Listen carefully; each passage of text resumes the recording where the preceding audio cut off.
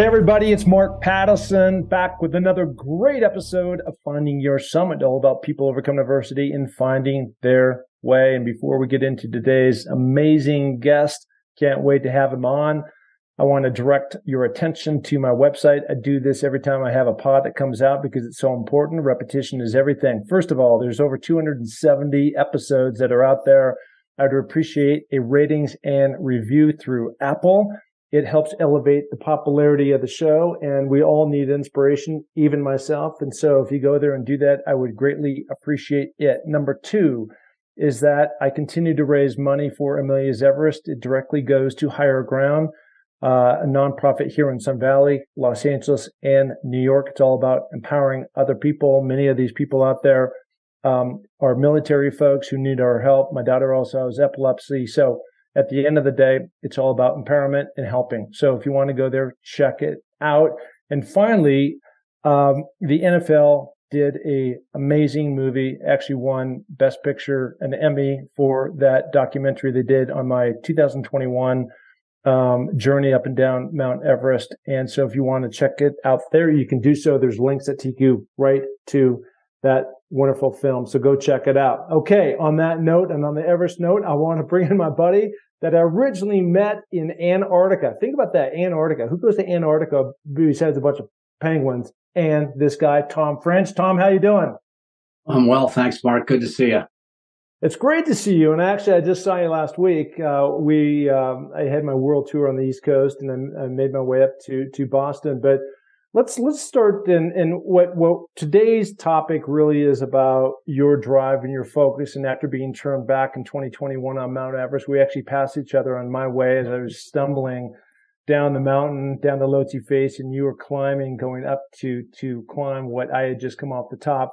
Ultimately didn't make it, and then came back this last year. We're going to get into that, but I want to start first with, your love of climbing, and you've recounted it to me, and it takes you way back to when you're 20s and these crazy adventures that you had in Nepal and climbing all over. But you always kind of had that bug, and a lot of times what happens to us is where you have that bug, and I remember when I used to do that when I was a kid, and then life happens, right? These jobs that we have, and you get married, and you have kids, and everything else, and then you just kind of stop. But I'm interested in that bug that you got. And then where did that flame kind of get relit again where you and I find each other in Antarctica? Yeah, no, absolutely. And as I think you and I talked about in a tent somewhere, the climbing bug for me got lit when I was about 7 or 8 years old. A whole long story, but as I've told you, I grew up looking at a poster of the West Ridge of Everest on my bedroom wall. And one of those climbers, Willie Unsold, a guy, spent a lot of time out in your neck of the woods, was a friend of my father's and actually taught me how to rock climb when I was 8 years old. And I sort of idolized Willie as a climber and idolized Everest climbers. And that got me into climbing at a really young age. And I did a sort of a whole lot of mountaineering and climbing all over the place into my early 30s, as you were alluding to, and then sort of got away from it for a while, which I'll come back to. And the parallel track is I got big into cross-country ski racing and did that pretty seriously up to my early 20s, and then sort of got away from that. Yeah. And then kind of really what got me away from both was some combination of career and raising a family, all of which was great. But I got out toward the back end of the career and the family, and just realized, really, I sort of got back into climbing to some extent. My now adult kids got interested in it and got me back closer to it. And I remembered how much I loved it, which was a ton, and started to have some more time on my hands. So I got back into climbing and decided to do more and more and more of it as opposed to less and less. And also got back into masters cross-country ski racing, which is a whole other conversation, except the two sort of link because you throw yourself into endurance training and it sort of feeds the ability to go do a bunch of climbing. So yes, I did come back to some things I loved growing up and were a huge part of my life growing into my early 30s. And they were never gone in my 40s and 50s, but they were toned down a lot and then came back to them late in my 50s and have been sort of back at them in a big way for, call it, the last 5 years or so. Yeah. Well, again, let's go back to Antarctica. So you mentioned your kids, right? And I know I met your daughter, Holly, and when, 2019, you and I find ourselves down in Antarctica, right? So we start in Chile, Punta Arenas. Is that how we say that? Punta Arenas, absolutely. Yep. And that's you in the airport. Yep. So that's southern Chile, and it's kind of the launching point. We take this charter, and then we end up in this crazy airplane, which you think at any time is going to crash. And the one thing I always remember from that is that I've never gone through or been in an airport where I've got all my climbing gear on, or boots, or like big winter jackets. And they're like, hey, if this plane crashes, man, you're on your own. You need to be prepared to have that happen. But nonetheless, you're with your son, you're with Will. And I could see at that time that, both you and Will, you just had that passion to climb. So I think there's part of it. Are you good at climbing or not? We both know another guy, that was on that expedition that ultimately ended up passing away on Mount Everest, but he didn't seem like he had a really passion towards that sport. And then, do you have good endurance? And so that means that, are you training? Are you getting out? Do you love the outdoors? And you check all those boxes. But, why did you pick Antarctica of all places? I can tell you why I picked it, but why did you pick it? Yeah, a combination of always wanted to go to Antarctica and never had. I had talked to people who could climb Vincent and been down there climbing and thought that just sounded amazing. And then that was about at the stage that I'd sort of been a year or two back into doing some climbing in a bunch of places, was beginning to think about taking on Everest. And that was just a good logical thing to do en route to Everest. Really, the logic there was go, 30 below zero, 40 below zero, get used to it sort of thing. But that was third in the consideration. I really just always wanted to go to Antarctica and thought the idea of getting dropped in the middle of nowhere, Antarctica, climbing a mountain would be about as cool as anything I could imagine. And by the way, I thought it was. That's way up there in my life experiences. Yeah. I actually, I brought this rock back, as you can see, cool. From the top. Yeah, actually it was Camp 3, the one we're up there, Camp 2 or 3, whatever the one that we came back down to. But anyway, so we make it off that mountain, and then all of a sudden now, like you and I are talking about, hey, let's go do Everest in 2020, right? And of course, the world shuts down due to the pandemic, and there's nothing any of us could do about it. I mean, not just Nepal and the world shutting down. I mean, your local grocery store, the airlines. I mean, everything that you never thought that could ever be possible was happening, right? It was just a complete cluster for the entire planet in the way we're used to doing commerce with each other and interaction and everything else. But now we get into 2021 and we end up in a place in Nepal. You decide to go with a different outfitter than what I went with, Garrett Madison. We actually had a podcast that we did in our tent, in base camp at 17,500 feet. Certainly you win the record for the highest, podcast ever done at elevation, for sure. You'd get the blue ribbon. But, you decide to go with somebody. And then one thing that was really clear through your experience is that you had the strength, you had the mental fortitude to do everything. At the end of the day, it kind of gets down to luck and choice. And we just happened to choose the right day to go for the top and put ourselves in position. And your expedition leader, not you, your expedition leader chose a different day. And the result is that you ran into this cyclone that landed on top of Mount Everest, and certainly at 26,500 feet, which prevented you from going for it that day. And I can't imagine how disappointed you must have been. Yeah, no, it hugely was. I will say, even so several things, as you know, it was a really tough year, 2021 on Everest. And, not a lot of people got up. You guys were fortunate to, and huge kudos to your whole team for doing it, because it was tricky to get near the summit, given all the craziness going on weather-wise. It's not even like I fault the decision making on the timing. I actually chose to climb with the group I did in part because very explicitly the model was go late in the season, meaning wait for people to kind of get up and get out of the way, and was sort of shooting for climbing the mountain with less people around. And that the go late strategy often works well and does not when two cyclones in a row slam into Everest late in the season, which is exactly what happened, which caused the go late to not work at all. So, but that's why I never even questioned it. I sort of felt like the decision making was what I bought into going in. to your point, everything except the damn cyclone hitting the mountain when it did went just how I wanted it to. My body was kind of delivering the way I wanted it to. The team members I was with, I thought were doing great. The whole thing was like going fine, right, until it wasn't. And wasn't, as you know, was we got up to Camp 4 at 26,000 feet. We were 4 hours from leaving for the summit. I mean, I thought we were leaving. We were ready to go. We thought we were going to sneak it in, as you guys did the day before, by the way. We thought we had one more shot to sneak it in before a storm came in. And then it just started snowing and just kept snowing. And all of a sudden it went from we're 4 hours from leaving for the summit to we got to get down fast, or bad stuff's going to happen. And we came down that mountain in a blizzard all the way down Molotsi Face in a snowstorm and to back to Camp 2 and then down ultimately through the icefall on a complete whiteout back to base camp. And that was sort of game over. So yeah. So on the one hand,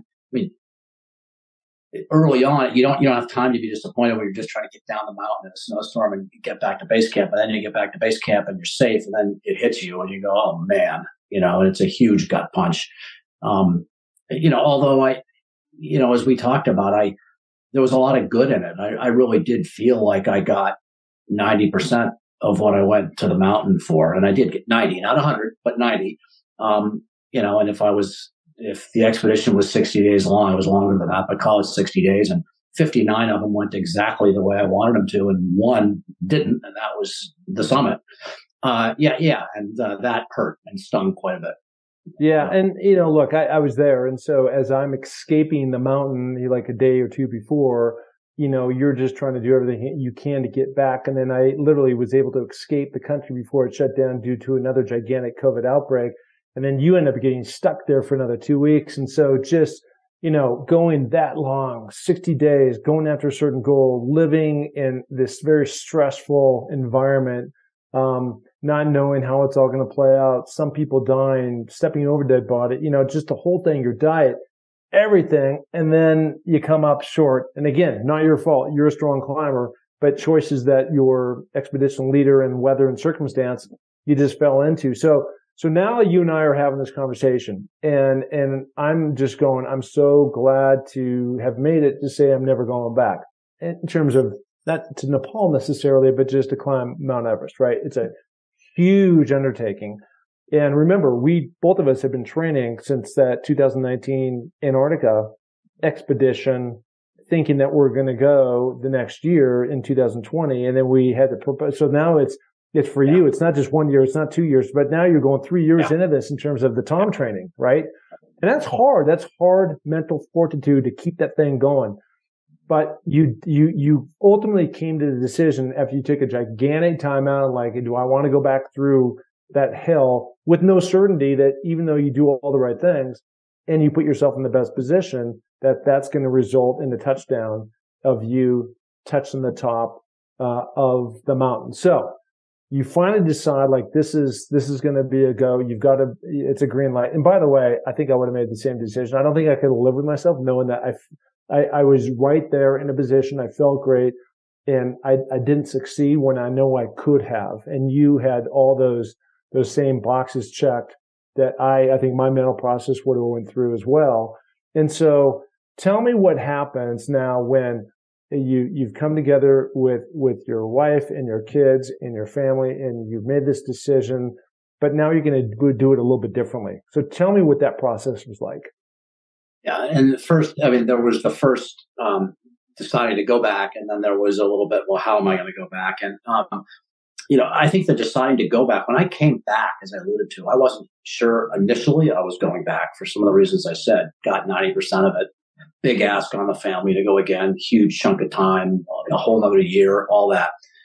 But pretty quickly, it just does come down to some extent, dreams are dreams and summits are summits. And, we all, whether it's an actual summit, people who climb mountains, there's something about the actual definitional top. It's a little bit symbolic, but it's what the goal is. And if you're goal driven or you've built your life around goals and that summit's the goal, there's a notable difference emotionally between having stood on the summit or not, right? And that just, it just kind of hit me. And it was more a feeling of, the more I thought about it, the more I realized the term that kept popping into my head was unfinished business. I just felt like I got unfinished business emotionally, not in a bad way. It was all positive way. I mean, I had a really good experience, but there was 10% more.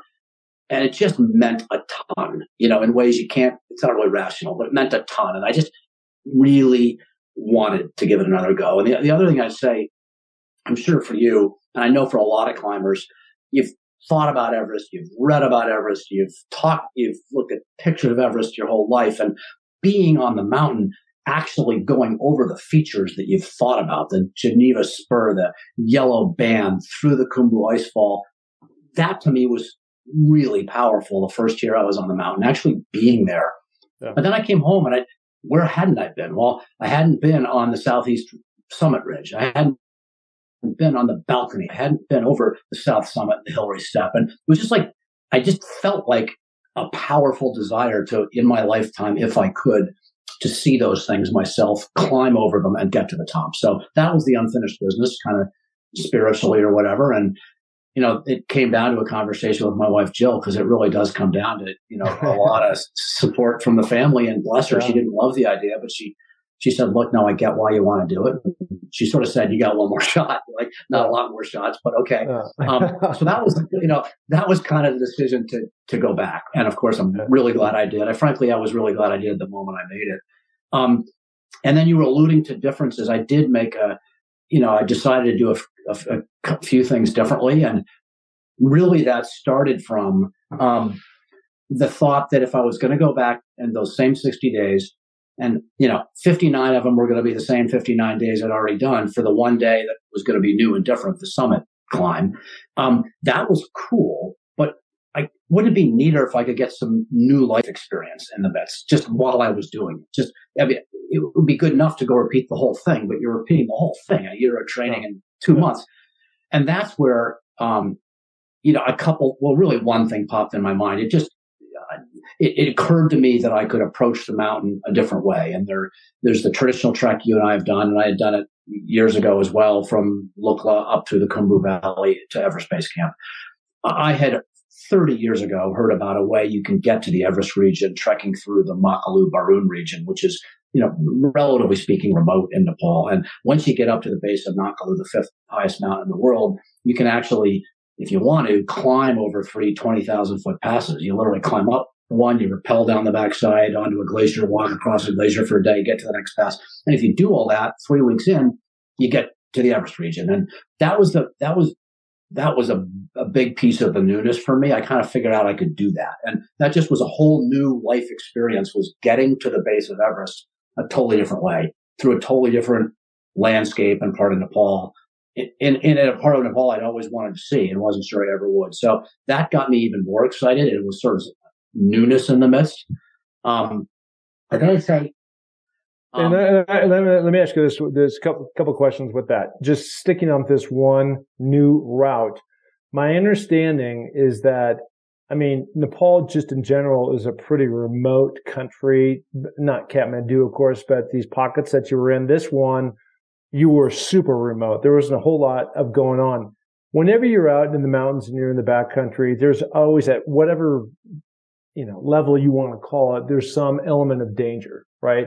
And if I remember right, when some of the journaling that you were doing, there was some huge boulder or something that came tumbling down the mountain, and it was either you or one of your partners who got whacked by this rock, and that was not a pleasant experience that you had to deal with on the side. So just talk about that remoteness of the angle that you came in on, and then about that particular incident that happened. Yeah. So the trek was 3 weeks, and in the 3 weeks, we saw one foreigner, one, of any nationality other than a few local people. And that one foreigner was like glimpsed in a hut across the room. We think that's somebody who's not Nepali. That was it in 3 weeks. And in the last week, when we were going over these 3 passes where you're up high, we saw one human being. So it was remote to say the least in that regard. And by the way, the Nepalis we saw on the first part of the trek was a handful. It was not a lot of people. We went through a few villages down low, and then we got up higher and stopped seeing people. So remote it was. Didn't have the infrastructure that the Khumbu has in terms of trekking lodges and all that sort of stuff and ways to get in and out. None of that. And so as we were going over these 3 passes where we were between 17 and 20,000 feet for a week, Going over the second of those two, you're right. We had two Sherpa guides who had been on Everest, by the way, right at the same time you and I were the previous year. And one of our two Sherpa guides got hit in the head by a falling rock. And honestly, that, it was potentially a super bad situation because we were at minimum a 3 days walk climb from the nearest village of any sort. And this guy was badly hurt in the head and bleeding badly. And then it turned out the sat phone that our lead guide had, the battery was dead. So we couldn't get on the sat phone and do anything about it. And there's a whole long story about it, but it's kind of amazing. We were able to get a helicopter rescue for the guy. And had we not, he would not have lived. And the good news is we were able to get one. It took hours, but we got a helicopter in there, got him back to Kathmandu. He was in the hospital for 3 weeks, but now very, very happily is fine. But that really could have gone the other way. And when it was playing out, we were just in the middle of we were high. We were at 20,000 feet, but nothing around for as far as the eye could see. And when accidents happen in situations like that, not too many years ago, there's no way you could have gotten a message out, let alone a helicopter in. So that was just sort of really good fortune. I would assume that you guys were carrying these Garmins where you can, it gives you at least a Hail Mary's chance of trying to connect with the satellite up in the sky and bring in some kind of helicopter to rescue whatever situation is going on. Bingo. In fact, what you just held, the Garmin inReach, is what I had, and I had it for different purposes. And, I was occasionally could get a satellite text out to my family, and sitting there on that sort of knife edge ridge at 20,000 feet, trying to figure out what to do. The Sherpa was down, by the way, about 1,000 feet now below us. He'd been down climbing when he was hit. He was down on the glacier. And I just grabbed the Garmin, and I didn't even really know who to text, but I had the number of our logistics organizer in Kathmandu. And I just fired up a text that said, we need here are the coordinates and we need a helicopter rescue. And I thought the odds that got picked up in any way, shape, or form were extremely small. And the odds that somebody picked them up could do anything with it were even smaller. And I didn't even know if it was happening. And lo and behold, we just sat there checking it every hour. And after a couple of hours, we got a message back that said, message received, we're going to work on it. It was amazing. And it was that, it's the device it's the inReach. So it actually works. Okay. Yeah. So now you're in this region, the guy gets whacked, you've been in a helicopter, you survive that and you keep going. And now you end up at 17,500 feet where you and I had convened together, although on separate camps in 2021. Now it's 2022 and now the real climbing starts, right? So walk me through some of the experiences that you were talking about, the newness of going through the Khumbu, all the same things that, I felt as well. But, the first time you go through the Khumbu what's that like, and climbing ice walls and going across ladders and doing all that and making up to Camp 1, Camp 2, Camp 3. But for you, like, what was new in terms of the experience that you felt like you hadn't got, the year before when you'd done pretty much everything there was to do except for climb, the summit, going from 26.5 to 29.32 feet and back down to the bottom? Yeah, well, the first thing, whether it was new or was a surprise, was actually that the stuff I'd already done was super meaningful again. And as I described, I went with the mindset, I've sort of done 59 of the 60 days, and that's just going to be a do-over for the one new day. I came rolling into base camp again. And I just had this out of nowhere. I don't know what my expectations were, but it was more like it's going to be a routine. I'm back at this place I spent weeks last year. And it feels great to be back. I mean, as you know, the place is spectacularly beautiful. And there was something about being back, climbing back up through the Khumbu Icefall, back up to Camp 1, back up to Camp 2, back up to Camp 3. All that was super positive, not just like check the box so I can get the summit I didn't get. And that was a surprise. And maybe it should be obvious in retrospect, but there's something about going back to places that are deeply meaningful to you, that are beautiful, and then going back, sort of knowing what you're getting into and having a sort of a whole different mindset. It was sort of like, I've been here. Maybe I could appreciate it a different way, appreciate the beauty in a different way, or just the feeling. It was a really good, calm, neat feeling of, I'm glad I'm back. And I'm glad I'm experiencing even the stuff I've already experienced multiple times. So that was a surprise to me anyway, versus my expectation in a very positive sense. The second one was mean, as I said, I felt like the first year it had all gone physically as well as I could have hoped for. And if anything, it kind of went even better this year. And I think that was a combination of another year's training, maybe even just on the margin smarter than the previous years. I dialed in a few things. Maybe again, this expectation point. You know what it's like on that mountain. You're doing some challenging stuff and you're doing it at strange times of the day and night with a risk all around you. But when you've been there and done it before and know you can do it, I just in a different mindset. I was more relaxed about the whole thing. It all came just a little bit easier. And you and I know nothing's easy on that mountain, but relatively speaking. And that was a positive surprise to me. It was almost a new experience in a way.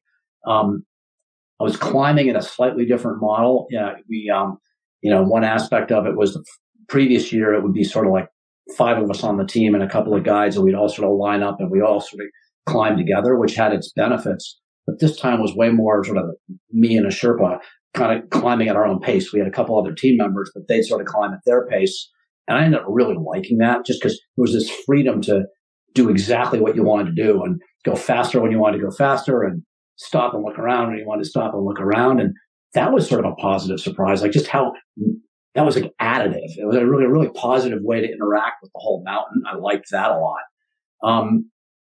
Another new thing, the first year we climbed the mountain, as did you, as do most teams, in a so-called 3 rotation model. You get about halfway up the mountain, up through the Boys Fall, halfway up the mountain to Camp 2, and then all the way back down. And then you rest for a while, then you climb up through the ice fall all the way up to Camp 3 and all the way back down. That's the second rotation. And then you're acclimatized and ready. And then you go for the summit. And that's what you did and what we did. And this year I explicitly chose a group that was going to do a 2 rotation model. So we only climbed once up the mountain before our summit did.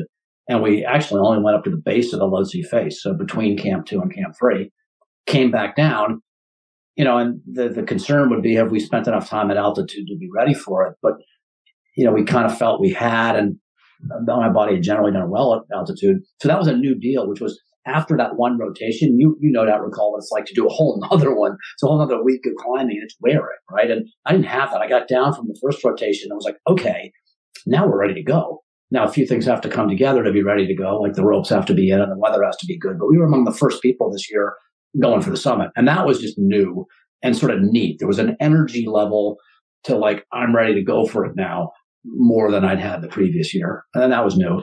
And then of course the summit itself, which we can get into if you wanted to, that was all new. That was the part I really knew I was going back for. So we got back up to Camp 4, and then it was time to go for the summit. And a year ago, it had been time to go for the summit. It was a big U-turn and back down in a blizzard. And this time I could tell the weather was good, and that was different. And then I got the whole climb to the summit and back that I hadn't gotten the previous year. And that was all new. So.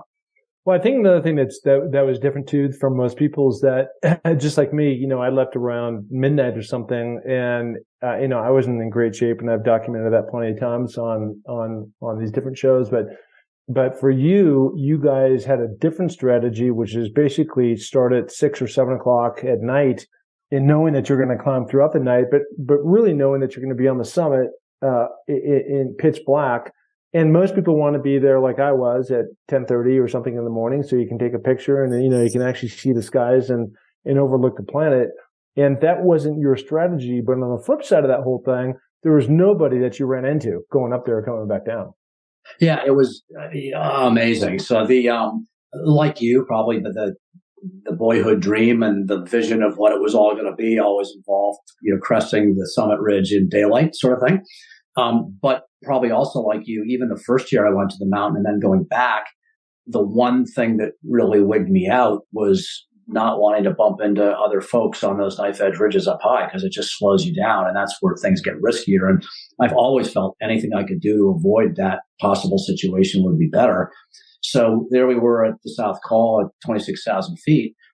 And it wasn't like it was hugely crowded, but there were probably 70 other climbers that would be leaving for the summit that night, all leaving at probably about midnight. And we could climb with them and that would work. But then you're going to sort of move at the pace they move and have potential risks of getting stuck in places. And so our decision, as you alluded to, was let's leave at 7 in the evening. We're basically going to get a 5-hour head start on everybody. Now, if we move quickly, which we did, because we didn't have to wait on anybody, we were on the summit in about 7 hours. So We didn't know quite when we get up there, but we got up there at 2 a.m. And I was prepared to do that. Like in my mind, that's so worth the trade-off just because we'll have freedom and we're de-risking this whole thing, etc. And then a few amazing things happened. And one was we climbed through some snow initially, and then we got about halfway up toward the summit, up above the balcony on the Southeast Ridge. We broke out into complete clear night, and not only clear night, but full moon, i.e., 100% full moon. And it was magical. You could see all of the surrounding peaks in the moonlight. You could see all the ridge lines of Everest in the moonlight. I would say it was like the most ethereally beautiful experience I possibly could have had. And by the way, we were alone up there. It was me and 4 Sherpas, by the way, which is a whole other story. That's what the whole team had boiled down to by the end of it.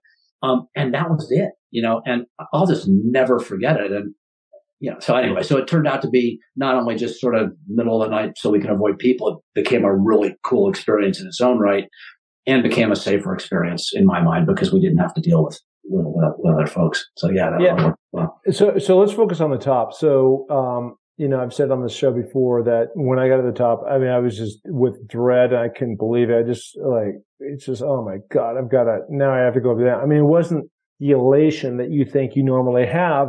And now you and I climbed in 2021 December. This would have been last December. You agreed to meet me down in Ecuador so that we could climb Cotopaxi together. And of the 100 people that went out, only 6 people made the top. And, in our part, it was you and I and a guy. So there was 3 of the 6. And then we get to the top. It's absolutely bluebird, magical day after this driving rainstorm, sleet that we had to encounter and so many others that had been turned back by. And we get up there, we're hugging them, doing push-ups, and it was a wonderful experience. That would be like, that's what it should be like. For me, that wasn't the situation for me on Everest because of all the different things I was dealing with. But for you, I think you were in way better shape physically, mentally, and everything else. What was that moment like for you when you finally hit that pinnacle? Yeah, I had a bit of a different version of your experience as well. Because like you, I remember, by the way, our Cotopaxi summit is another cherished life experience, and just so amazing to be up there. And as you're saying, and probably like you, most mountains I've climbed, I get to the summit and have this kind of cathartic emotional release, and I'm up there and I'm sort of tears of joy, and it's all this magical thing. And I had zero of that feeling on Everest, by the way, I was feeling relatively speaking good. So I climbed the summit with one other Sherpa. It was just the 2 of us initially. Then the others of our team caught up to us. Felt physically as fine as you can feel up there. Had gotten up in 7 hours, knew we had a ton of time to get back down. But it wasn't like massive emotional release at all. It was all business. It's like I had 3 things I wanted to do, and I wanted to do them as almost quickly as I could and then get back down. And that's, as you know well, because particularly on Everest, it's true of other mountains, but on Everest, you are absolutely only halfway at best on the summit. Just because the climb down, so many bad things can happen and often do to people. And disproportionately, the accidents happen on the descent. And I was mindful of that. And, those ridges, as you experienced, are the top ridges, the Hillary Step, and right below them, those traverses are pretty narrow and pretty steep. And you kind of just wanted to get back down and not mess up. And I also was mindful that the rest of those climbers that we had given ourselves a head start on would be coming up. And I wanted to get down off of the knife edge ridge portions before we bumped into other climbers. So for all those reasons, I was like totally aware I was on the summit, very glad I was on the summit. And I was like, okay, I'm going to get that Garmin that you alluded to, and I'm going to send the pre-programmed text to my family telling them I'm on the summit. Guess what? The Garmin was frozen solid, so I couldn't send the message, but I tried. I was like, I want to get a photograph. And as you know, it's usually a drill at that altitude, but get the camera out and, have the Sherpa I'm climbing with take a picture. That was step 2. And I think 3, I remember I said, well, I'm going to change my oxygen bottle. I want to make damn sure I've got a full bottle of oxygen going down just in case. And so focused on, don't forget to do that, change the oxygen bottle. And that was it. Boom, boom, boom. We were probably on the summit for 25 minutes. And it was like, I was glad I was there, but I wasn't like jumping for joy at all. And then I was like, it was all about getting down safely. I was like, I just need to not mess up getting down. And that was the way it was all the way until I got back to base camp. And then back at base camp, boom, then you get to feel all that wonderful. Yeah. And I went through that same thing too. As bad as I was feeling up there physically and mentally, I was very consciously aware of like, this is where it all goes down. And unfortunately, I think you stepped over Don Cash. I stepped over Don Cash. Of course, he's a guy that had climbed with us in 2019 in Antarctica. He was my tent mate. And then he later went to Mount Everest in 2019, 3-4 months later, and then ended up dying, got to the top, raised his hand, fell over, and we both stepped over him. And the story I don't think I've ever told you is since I was, I think, one of the last guys to make it to the summit, on my expedition, this would have been the 23rd of May, 2021, as the hordes of people that were coming down, my back was against one of those razor edges. And for them to get around meant that they had to unclip. I was holding them, like bear hugging them, so they could reach around me. If I would have just pushed them back, they're going for, a 7,000 foot drop into Tibet, which is pretty much what you're looking at. So, not a fun. Okay. So you make it, you have the joy. Now you get stuck in Nepal because the cyclone and weather. And you had COVID, you had every single thing awful happening to you. And I know that when you get done with these climbs, all you want to do is skedaddle home. You've been out in the wilderness. You've been deprived of everything. You want a hot shower, and you got to stick around now for a couple more weeks. And that's not a fun thing to do. Yeah, that was absolutely the first year. And I had both ends of that spectrum, right? Because in 2021. That's right. The first year. Yeah. That was it. We got down to base camp. It snowed for 5 days. We couldn't get out of base camp, and we couldn't even send a message out of base camp. And finally, we were able to get out of base camp and get to Kathmandu. And as you alluded to, Kathmandu is in full COVID lockdown. All the flights. I think you got one of the last flights out, if I'm not mistaken. We chartered a flight after. So let's jump ahead. So I meant to say, I was just getting my facts confused, but now we're 2022, and just the opposite happened. You did come down. Now you're able to get off. Now you're able to get a shower, have a real meal, jump on a plane, and now you're going. And so, by the way, what was your date again of May that you actually summited? May 12th. May 12th. So you cut it almost in 12. So you didn't make it to 60 days, which is great for you. Yeah, it was fast. It was a combination of this 2 rotation, not 3 model, right? And so you cut at least a week to 2 weeks out of the middle of the climb because you weren't going to go back. We didn't do a second rotation to climb up to Camp 3 and all the way back down again. We just went up the mountain once, back down, ready for the summit. So we were ready for the summit early. Huge deal. And then we needed the weather to be good, which it was this year. So it didn't have to be, but it was really good. So there we were ready to go. Our Sherpas, who were amazing, it really comes down to can they get the camp stocked up high soon enough with oxygen tents, food, fuel, and heroes that they did. So we were basically, other than the team fixing the ropes to the summit, we were the first people ready to go. And then you need everything to cooperate, which it did. So we were up and down quickly, really quickly. It was. I think we were. That's awesome. I think I would have probably fared better with that type of model than stretching it out as long and just depriving yourself of food and everything else going on. All right. So the grand finale question for you is, what is next for Tom French? Yeah. So I'm busy figuring that out. The easy way to say it is more mountains and more, spiritually and soul fulfilling trips and endurance activities are definitely next. That's going to include more climbing for sure. All over the world, the places I really want to go. What I don't think is in the midst for me is more 8,000 meter peaks. You and I have got lots of friends that do those. They're asking us to do it all the time. You and I both know why that's rewarding and tempting, but I don't really feel the need for that. Or said another way, I think the costs that come with that are not worth what you get out of it. Having both of us now, for me anyway, and you two haven't gotten up Everest. I've been on that darn mountain twice, so I don't see myself going to K2 or Manaslu or Gasherbrum or Broad Peak. It's just the costs involved, time, passed on family, increased risk. You keep doing these things enough, and I think your number comes up eventually, or it might come up more likely eventually. So for me, it's not that, but there are a lot of really cool mountains that you and I know about and talk about a lot that I do want to keep climbing as long as I can keep climbing with friends, with family. And I got some adventures cooking already in various parts of the world in the coming years, which I intend to go do. So there'll be some actual just climbs, and there's some remote trekking. I got to tell you, this trek through the Makalu Barone that you asked me about was in its own right just an incredible experience, and that was a combination of some technical climbing to get over some things, but it was mostly just a remote trek. And I'd like to do that in some places. I want to, as I think I've told you about, get to the north side of Everest and poke around from the Tibet side into some of those valleys that the Brits back in the 30s were kind of all exploring when they were trying to figure out how to get up Everest. There's just some very remote stuff to be done in Tibet that I'd like to do on that side of the Himalayan range, and some other things. But it's that sort of stuff. I think in the very near term, it more falls in the category of doing exactly what, my beloved wife Jill would like to do, who's put up with me climbing mountains for much of the last 4 years and Everest twice in the last 2 years. So there'll be a little less, big mountain stuff in the very, very near term, but meaning the rest of, for much of, most doesn't say that until at least the middle of 2023. And then maybe I start sneaking in some more mountains.